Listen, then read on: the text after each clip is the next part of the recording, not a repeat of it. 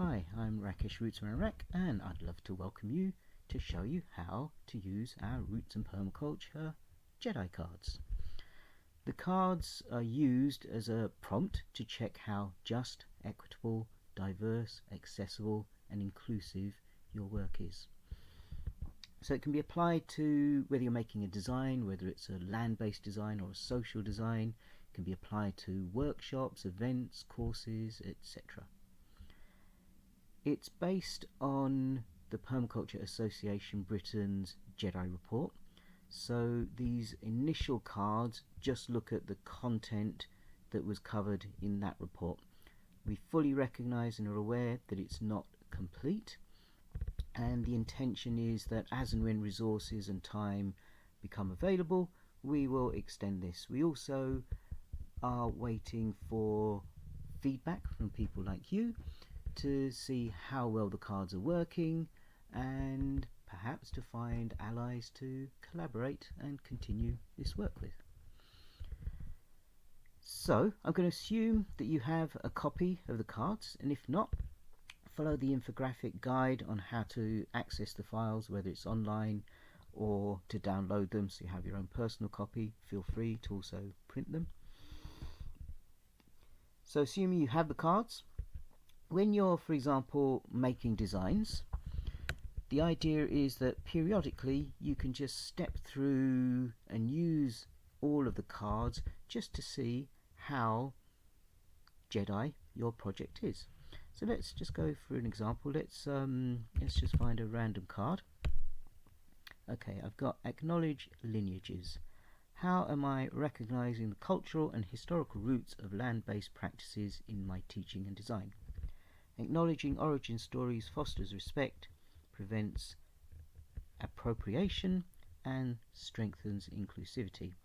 As you may know, I'm quite dyslexic and I kind of struggle to read and write, but I'm doing my best. So what this says to me, for example, if I'm making a design, I'm looking at the different structures and solutions that I'm finding, and perhaps I can look through the origins, the history, where were these techniques or whatever systems that I'm working with, where did they originate? So for example, or where were they used in the past? Not necessarily originate. So for example, with buns, and swales, we can see there's at least 9,000 years of history in places like Turkey, in the Middle East. We can see there's thousands of years of these kind of techniques in Asia, in India and China, and so on and so forth. And so rather than just assuming a swale is a permaculture technique, when we're introducing it, when we're making our design and we're presenting the design, we can actually make note and actually explain that in many parts of the world people have been using these techniques, and it's not just something that was invented by permaculture. So we can acknowledge the different parts of the world, the different cultures that were actually utilizing whatever systems and techniques we're implementing. So yeah, let's have a look. Let's go through a few more. Predictable structure.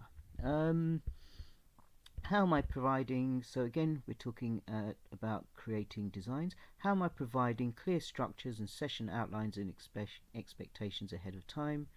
Predictability reduces anxiety, helps participants plan their energy and focus, and enables them to be more confident and engage. Sorry again, my dyslexia, I really do struggle with reading.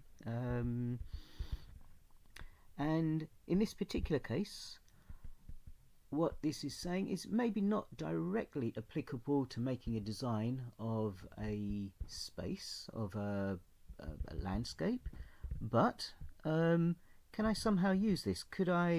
What is it that I could be doing in my space? So for example, with signage, or what is it when people are engaging in the project, in the space? How is it that I make it really clear. So for example, when I'm inviting someone, that they're really clear on what's expected of them, what to wear, what to dress, when we're going to do the different elements of whatever it is we're going to do. So they have that level of comfort to know what kind of space are they coming into, are they prepared, etc., etc.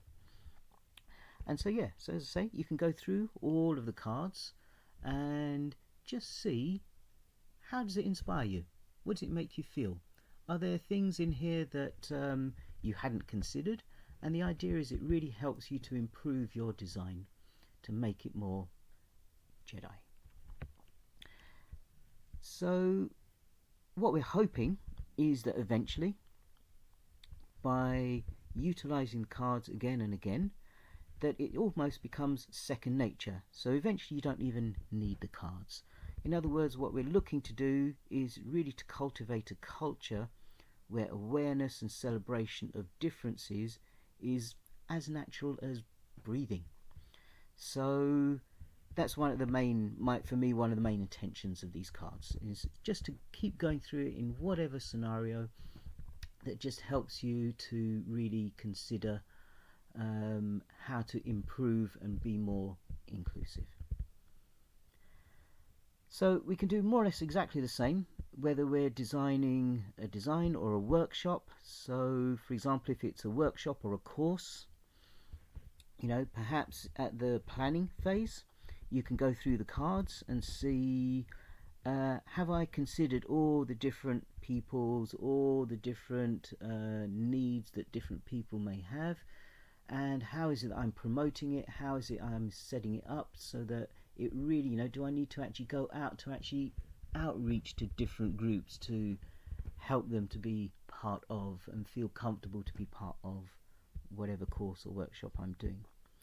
Perhaps at the beginning of your workshop you can create some kind of a culture to make sure, again, to hear what people's needs are. And perhaps at the end, maybe there could be, or even in the middle of the course or the workshop, you can just check in. How well are we doing with that culture? Is it really working? Is there anything not working? Is there anything we need to be considerate of? Is there something new that has come up that wasn't identified before? And then perhaps at the end of the course, you can then do a reflection to see how well did we do? What lessons can we learn, and therefore what is it we can ensure that we do the next time to keep improving. So as I say, you can apply this to whatever events, courses, designs you're doing, and the key thing is to just go into it with an open heart and an open mind and just see where these cards lead you to. So I hope you have fun with it. As I say, my motto is that while the work that we're doing is very serious, but who said we can't have fun while doing it? So enjoy.